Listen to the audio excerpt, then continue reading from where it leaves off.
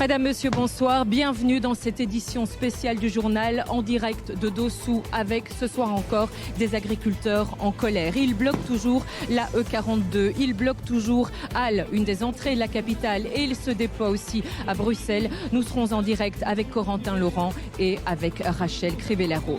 Des blocages et aussi une cible ce matin. Le groupe Colruyt, des manifestants ont vidé le contenu des camions de l'enseigne. Des actions également à Paris, la capitale française est en passe d'être encerclée. Adeline Percept nous y attend. Et puis dans l'actualité de ce lundi, il y a aussi le SCAN qui s'intéresse aux frais demandés par les banques. Véronique Barbier est à Reyers pour toute la suite de l'actualité. Votre 19h30, Nathalie Malleux. Bonsoir à toutes et à tous. Nous voici donc en direct de Dossou au milieu d'une autoroute. Avouez que ce n'est vraiment pas banal, tout comme n'est pas banal l'action des agriculteurs qui se déroule et qui s'intensifie en ce moment. L'autoroute, la voici, nous sommes sur l'échangeur et pourtant rien ne roule. Ce sont les agriculteurs et leurs tracteurs qui ont pris place depuis hier. Aucune circulation dans les deux sens. Ils se déploient depuis jeudi, ils manifestent et depuis hier, donc ce sont des actions de blocage. C'est à coup de tracteur, c'est donc imparable. Et c'est la FJA, la Fédération des jeunes agriculteurs, qui est à la manœuvre. C'est elle qui a durci le mouvement. Maïté Warlan a d'ailleurs passé la journée aux côtés de ces jeunes agriculteurs. Je vous propose de découvrir son reportage. On se retrouve après en direct. Les images sont impressionnantes. Depuis 24 heures, des dizaines de tracteurs bloquent l'échangeur de Dossou. Beaucoup ont passé la nuit ici, alors pour soutenir ces agriculteurs, des citoyens ont apporté de la soupe. C'est de la soupe au potimarron. L'accueil est très bon, parfois un peu de curiosité, de venir demander qui on est. On trouvait important de venir les soutenir les agriculteurs. Pour les manifestants, avoir du soutien et de la compréhension de la population est nécessaire. On se sent un peu soutenu, écouté, et non, c'est bien. Vous êtes là depuis quelle heure, vous Depuis hier, 13h. Ça va la fatigue? Ça commence. Avec les gens qui arrivent, ça remotive un peu les troupes, donc on est reparti pour une bonne journée là. Au fil des heures, les agriculteurs sont rejoints par d'autres. Des dizaines de tracteurs se rassemblent à Dossou. Des professionnels du monde agricole qui viennent de toute la Wallonie et parfois en famille. Il aimerait aussi conduire un tracteur et travailler les champs. Mais bon, nous on n'y croit plus trop. Oui, j'ai 2 plus grands enfants, mais qui ne regardent pas du tout la ferme. Ils ne veulent pas en entendre parler et je les comprends. C'est trop compliqué. Parmi la foule, beaucoup de jeunes, des jeunes inquiets. Adrien a 19 ans, fils d'agriculteur. Aujourd'hui, il hésite à reprendre la ferme familiale. Déçu au fur et à mesure des années, je vais dire oui. Quand j'étais plus jeune, j'ai toujours voulu reprendre. J'aime bien les bêtes, j'aime bien la culture, j'aime bien ce milieu-là. Mais ici, vu les conditions, ça devient compliqué. Pour Adrien, de la déception donc, mais aussi de la révolte. Aucune violence, mais je veux dire... on est tous un peu révoltés, on veut tous une décision et la plus rapide possible. Ce soir, ils sont encore plusieurs centaines à être prêts à passer la nuit ici, jusqu'au finish, nous dit-on, jusqu'à ce qu'ils soient entendus par les politiques. Voilà pour ces agriculteurs qui interpellent le monde politique à tous les échelons d'ailleurs, que ce soit au niveau de l'Europe, que ce soit au niveau du fédéral, on va en parler dans un instant, et puis bien sûr aussi au niveau régional. Ce week-end, ils ont reçu notamment la visite du ministre wallon de l'Agriculture, Willy Borsu, et là ce soir, il y a quelques instants, elle est d'ailleurs toujours là, ils reçoivent la visite de la ministre wallonne de l'Environnement, Céline Tellier. Céline Tellier qui est venue accompagner et escorter même par des policiers.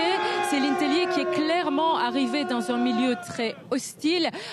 Tellier démission, c'est ce qu'on a entendu.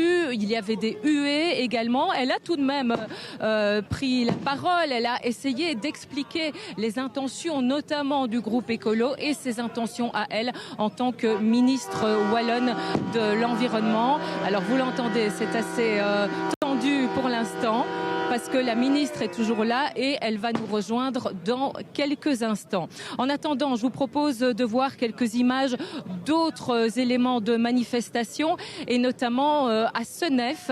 Là aussi, il y a eu des blocages. Nous sommes évidemment toujours en Wallonie. Nous sommes sur la E19. Nous allons découvrir ces images ensemble à Senef, c'est donc sur l'autoroute Mons-Bruxelles, et là aussi un blocage cet après-midi dans les deux sens selon Perex. C'est d'ailleurs le pire blocage de la journée. Tous les accès ont été bloqués et notamment aussi l'accès au dépôt Total de Feluy.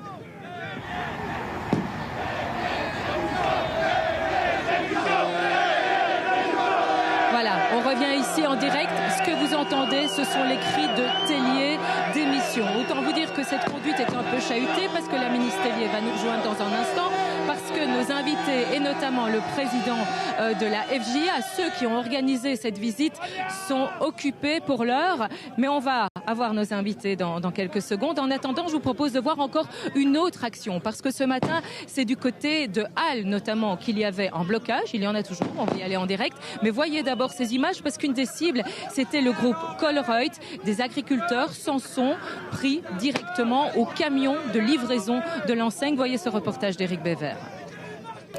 La nuit a été longue du côté de Halle. Des agriculteurs du Hainaut ont bloqué l'accès au sud de Bruxelles, notamment des jeunes qui marchaient dans les traces de leurs parents. Nos parents sont déjà venus en 2015, en 2008 encore plus tôt, et voilà. Mais aujourd'hui, on se rend compte qu'on est sur une majorité de problèmes, sur une majorité d'investissements, de charges de plus en plus lourdes et de charges aussi administratives. Le blocage de l'autoroute A8 s'est poursuivi jusqu'à ce matin. On doit se rentrer à Erasme à l'hôpital. Donc on est pris comme ça dans les bouchons, depuis 2 heures, ça n'avance pas. Halle, c'est un nœud autoroutier important. C'est aussi le siège de Colruyt. Des camions du groupe ont été en partie vidés de leur contenu cette nuit. Des légumes et de la charcuterie se sont retrouvés sur la route. Ils ont été évacués ce matin. Ces jeunes agriculteurs n'y sont pour rien, mais ils comprennent. On condamne les méthodes, mais d'un autre côté, je peux comprendre que certains agriculteurs ont été vraiment pris de court quand on s'attaque à leurs terres et à leur outil de travail. Colruyt s'est en effet lancé dans l'achat de centaines d'hectares de terres agricoles pour garantir son approvisionnement. Colruyt nous achète toutes les terres. Nous, en tant que jeunes, c'est déjà dur de reprendre une ferme. Mais en plus, si Colruyt augmente les prix, nous, c'est impossible. Comme eux, ils achètent à des sommes astronomiques. Et donc, alors en plus, vu qu'eux achètent à des sommes astronomiques, les autres, il y a des fermiers qui du coup essayent aussi peut-être de revendre à des sommes, essayer d'approcher ces sommes-là et tout. Et donc, après... Au final, les terres sont quasi inaccessibles.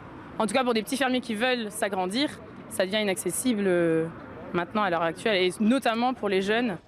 Colruyt se défend en rappelant que le groupe achète en priorité des produits belges. Sinon, ces jeunes agriculteurs ont d'autres revendications. Une simplification des règles, ça c'est ce qu'on aimerait avoir.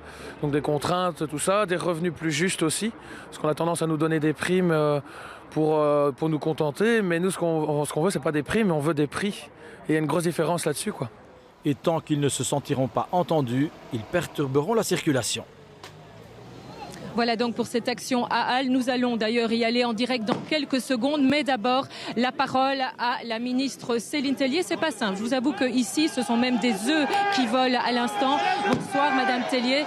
C'est un peu un monde agricole que vous affrontez presque en ce moment. Alors, on va parler comme ça, entre nous. Tellier démission, c'est ce qui est hurlé en ce moment. C'est pas l'accueil que vous espériez.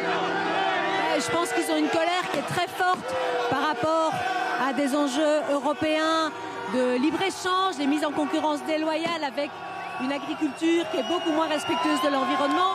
Et donc on doit pouvoir entendre effectivement cette colère qui est surtout adressée par rapport à cela. Et en tout cas, je suis venue ici à leur écoute. Et dès demain, on sera en discussion avec les syndicats agricoles autour de la table pour trouver des solutions concrètes. Alors, je veux juste qu'on me dise clairement si on a bien compris ce que disait la ministre. Il y a un pétard qui va exploser dans la seconde. Vous nous comprenez. On me dit que vous nous entendez bien, c'est très bien. Je vous avoue qu'ici, on a un peu de mal. Madame la ministre, vous avez... Que se passe-t-il ? Vous devez y aller ? Oh non, c'est très bien. Voilà. Vous avez dit que vous ne vouliez plus d'un modèle ultralibéral. Vous ne voulez plus de ce modèle, mais ce n'est pas ce que les agriculteurs demandent. Ils demandent du très concret. Ils ne veulent plus par exemple, qu'on supprime les pesticides. Ils disent que pour eux, ça aide leur agriculture au quotidien. Est-ce que vous pouvez vraiment les aider en tant que ministre wallonne ? Essayer d'alléger la charge administrative avant tout. Je pense que c'est un élément très très important, mais on doit aussi protéger les agriculteurs qui sont ici face à des concurrences internationales. Je pense que c'est vraiment essentiel et donc je travaillerai avec eux pour ça, avec aussi le ministre de l'Agriculture au niveau fédéral, au niveau régional, qui ont des leviers aussi très importants par rapport à ça. Arrêtez là cette interview, je vous avoue que j'aurais aimé continuer, mais dans ces conditions-là, ça devient vraiment très compliqué. On ne s'entend pas, il y a des pétards qui volent, il y a des œufs qui volent. La ministre est clairement prise pour cible. D'ailleurs, voilà, elle s'en va et elle s'en va à nouveau sous des huées. Elle s'en va sous ces mots Tellier démission. Je vous le disais, c'est dans un climat hostile que tout cela se passe et les agriculteurs l'accompagnent et lui disent au revoir à leur façon. Alors nous, on va continuer concernant les actions qui sont en cours, parce qu'il y a des manifestations ici à Dossou, mais manifestations également à Halle, où nous rejoignons Corentin Laurent. Bonsoir Corentin, dites-nous qu'en est-il des actions et de leur suite? Eh bien, comme vous le voyez derrière moi, l'accès à l'E429, aussi appelé autoroute A8, est toujours bloqué. Un peu plus loin, eh bien, il y a une dizaine de tracteurs qui sont en travers de la voie et qui bloquent la voie sur les deux sens. Et puis, vous le voyez ici derrière moi, eh bien, il y a un barrage filtrant organisé par la Fédération des jeunes agriculteurs.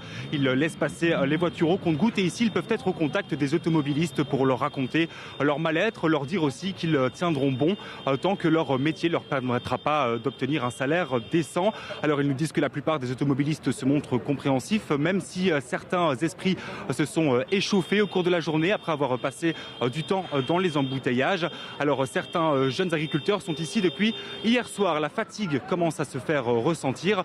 C'est pour ça bien que des renforts sont venus prendre le relais, parce que le but c'est de rester ici jusque jeudi. Ils ne bougeront pas jusque jeudi. C'est le jour qui a été choisi par les agriculteurs pour se rendre vers la capitale, vers Bruxelles, pour faire entendre leurs revendications.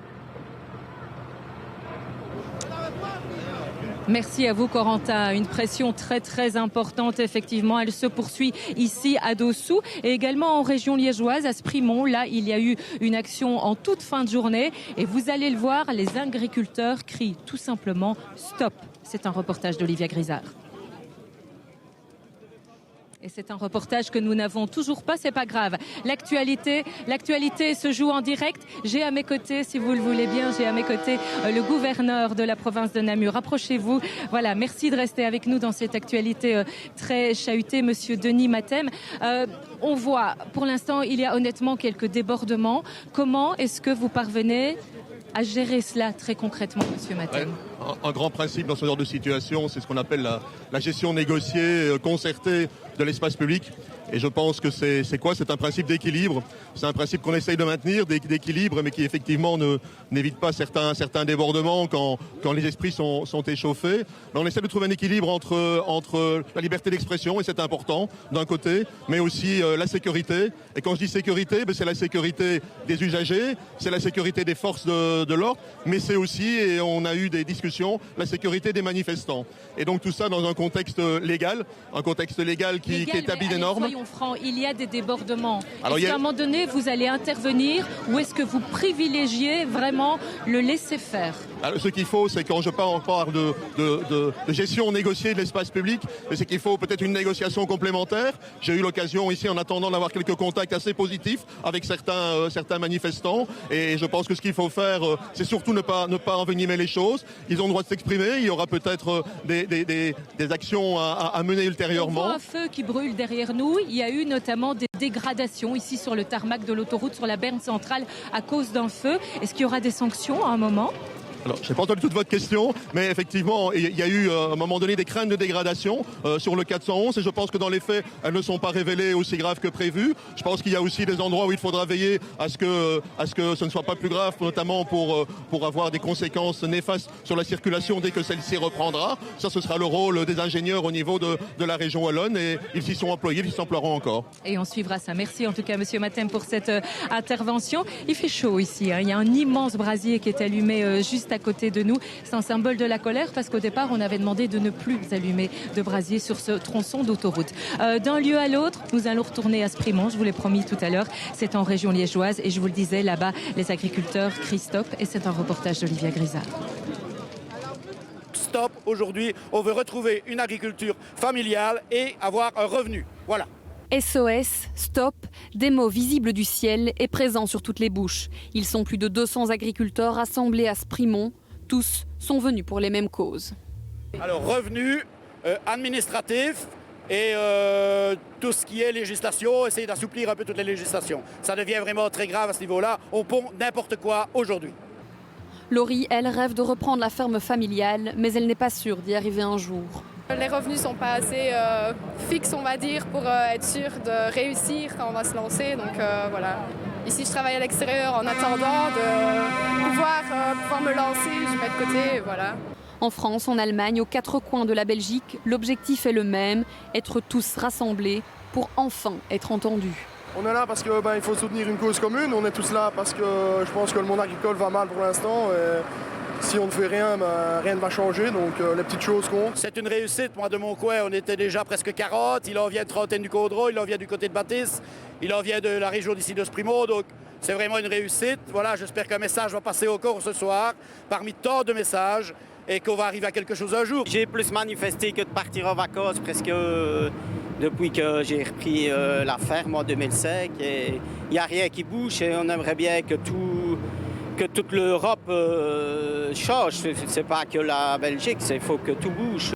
Les agriculteurs sont catégoriques. Les actions se poursuivront jusqu'à l'obtention de résultats.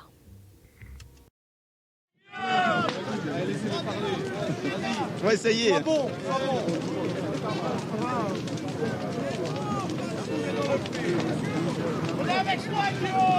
Et retour pour ce direct à Dossou avec cette fois un autre invité. Il est agriculteur, c'est Guillaume Sur-le-Mont. Bonsoir, merci d'être avec nous. Normalement, à cette heure-ci, vous êtes à la ferme, vous travaillez à la ferme. Pourquoi l'avoir délaissé ce soir encore, hier soir déjà? C'est vraiment nécessaire? Oui, c'était extrêmement nécessaire parce que faut savoir qu'on est de moins en moins de jeunes. Le pourcentage d'agriculteurs de plus de 50 ans est beaucoup plus haut que le taux de renouvellement. Il y a quand même encore beaucoup de jeunes motivés qui sont là ce soir. Certains qui ont fini à l'école, d'autres comme moi qui ont déjà repris. Certains qui sont à l'école en espérant vivre de ce métier, de cette passion. Mais qui sont pleins d'inquiétudes comme vous? Bien évidemment, oui. Beaucoup d'inquiétudes quand on entend certains propos comme on a eu tout à l'heure. Avec des personnes qui, malheureusement, je pense, ne sont pas conscientes de l'enjeu qui est là pour nous, les jeunes. Et c'est pour ça que vous êtes venus manifester donc ce soir encore. Et je vais interrompre ici parce qu'on vous entend, vous. Mais pendant que vous êtes ici, évidemment, il faut bien que quelqu'un gère la ferme. Hein. Vous élevez des blancs-bleus belges, vous élevez des porcs également. Et on va le voir tout de suite. Pendant que vous êtes là, eh bien, c'est votre papa qui gère, votre papa que Marc Mélon a rencontré. Reportage à Solières, près de Hanu. À Solières, près de Huy, dans l'exploitation agricole de la famille Sur-le-Mont, il fait bien calme ce matin. Thierry, 61 ans, travaille dans les étables. Son fils et son neveu, agriculteurs également, participent à l'action à l'échangeur de Dossou. C'est le paternel qui fait tourner la ferme pendant que les jeunes manifestent leur colère. Les bêtes mangent le matin, le soir, il faut pallier au travail. Et les jeunes étant partis manifester, et ils ont bien raison, ils en ont besoin, c'est leur avenir. Et bon, on est ici bouché double, hein, on travaille, on les encourage et on est derrière eux et on fait le travail, voilà. Ce père de famille est admiratif devant le combat que les jeunes agriculteurs mènent. Lui aussi a participé à des manifestations. Oui, je suis assez fier. Il faut qu'ils se défendent et il n'y a que comme ça qu'on y arrivera. Et le monde politique doit se conscientiser et bien se rendre compte qu'il y a vraiment un malaise. J'ai manifesté beaucoup de fois dans ma vie, mais je n'ai jamais fait ce qu'ils ont fait hier. Hein. Aller bloquer le Dossou, l'échangeur de Dossou et y rester une nuit entière et même il continue jusqu'au finish. J'ai jamais fait ça.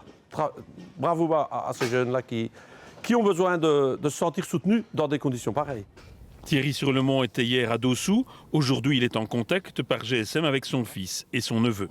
Tu vas avoir fini la besogne. Je vais prendre ta thermos de café, ça fera du bien. Ouais, tu peux, parce qu'on a essayé d'en faire, mais c'était pas terrible. Oui, je m'en doute, d'accord. Ça va, d'accord. Eh bien, les gars, tenez bon, hein. On compte sur vous, hein. Ça va? On va essayer. Allez, salut. Ben, courage. Tantôt, ouais. Ouais, tantôt, Guillaume. Ouais. En fin de matinée, l'agriculteur utois a préparé le ravitaillement pour les jeunes manifestants.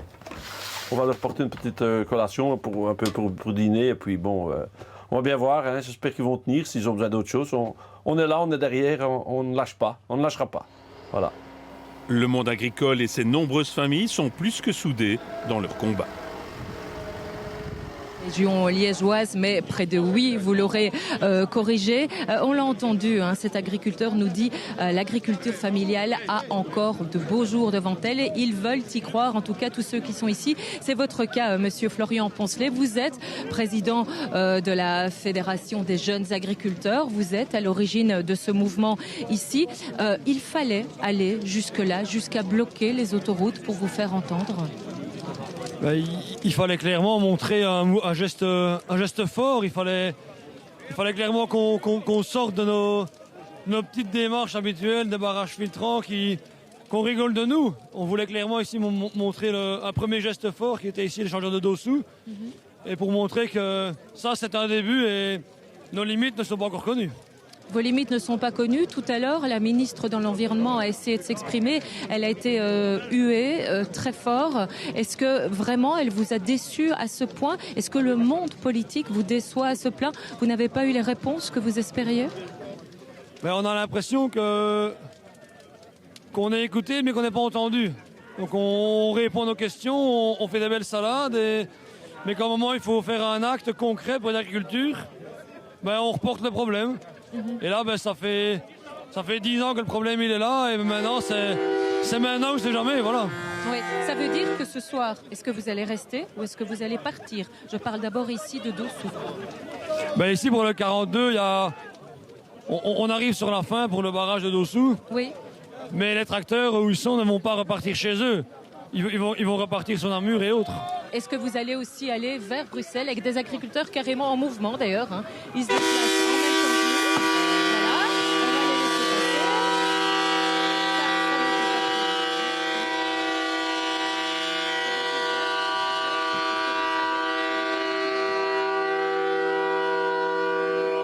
Voilà. Je vois le tracteur va droit dans les flammes en tout cas. Et ce sont vos drapeaux qui brûlent. Hein. Je vous propose de laisser un peu retomber la tension ici. On va aller à Bruxelles parce que vous interpellez le monde politique, la région wallonne, le fédéral, mais aussi et surtout un monde européen qui prend des directives que la région doit appliquer. Ce monde européen, il est aussi sous pression. Bonsoir Rachel Crivellaro. Pression, je le disais, avec des manifestants également près du quartier européen. Oui, même si c'est beaucoup plus calme, mais ils sont déjà effectivement une vingtaine de jeunes agriculteurs venus de Gerpine ou de Farciennes à faire le pied de grue ici au Square de Méus. Square de Méus, vous le savez, c'est à peine à quelques dizaines de mètres à vol d'oiseau du Parlement européen. Ils sont arrivés la nuit dernière à bord de leur tracteur et ils comptent bien camper ici plusieurs jours. Ce sont d'ailleurs plutôt pas mal organisés pour la chose puisqu'ils ont embarqué avec eux leur sac de couchage avec la possibilité de pouvoir dormir dans leur bétaillère et ils espèrent que dans les heures et les jours qui viennent, ils vont être rejoints par des dizaines, des milliers de collègues, aussi bien belges qu'européens. L'objectif, mettre une pression maximale sur le sommet européen qui doit se tenir à Bruxelles jeudi prochain, car vous le savez, c'est l'Europe qui concentre le plus gros de leurs récriminations, qu'il s'agit des aides inadaptées de la PAC, la politique agricole commune, des contraintes et de l'inflation, des normes environnementales, de la paperasserie toujours plus envahissante, ou encore de ces contradictions que les agriculteurs disent vivre tous les jours. D'une part, devoir produire de manière toujours plus durable et de l'autre, être confrontés à des importations d'aliments, de denrées alimentaires moins chères et qui répondent à des normes sanitaires moins contraignantes. C'est tout ça qu'ils entendent dire jeudi aux chefs et aux chefs d'État européens avec un message: il faut que ça cesse, quitte à envahir, à bloquer durablement la capitale de l'Europe. Ici, on s'adresse à l'Europe et je vous le disais aussi, d'autres agriculteurs, les Français, s'adressent également à l'Europe. Eux aussi sont en colère. Voyez ces images commentées par Pascal Bustamante. Les agriculteurs français ont repris la route vers Paris, à la vitesse des tracteurs. Ils mettront pour certains d'entre eux plusieurs jours. Leurs plaintes ont toujours pour objet, entre autres, les réglementations et les coûts de production. On nous a interdit certaines molécules qui sont encore autorisées en Espagne ou en Italie et ils déversent leurs fruits sur la France, quoi. Et nous, comment on fait, quoi ? On vend péniblement un tonneau de vin à 600 € alors qu'on a des coûts de production entre 1400 et 1500. Donc voilà, et ça fait déjà maintenant quelques années que ça dure. Donc c'est plus tenable. Objectif, faire le siège de Paris. 8 routes d'accès à la capitale française sont bloquées.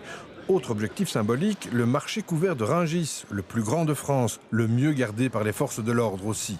Le gouvernement, quant à lui, tente de répondre aux doléances. Le Premier ministre rencontre ce soir les représentants agricoles. Par ailleurs, le ministre de l'Agriculture, Marc Fesneau, a fait savoir que de nouvelles mesures seront prises dès demain.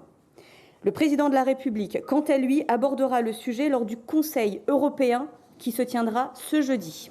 Malgré des contacts entre syndicats paysans et pouvoirs publics, la mobilisation des agriculteurs reste entière.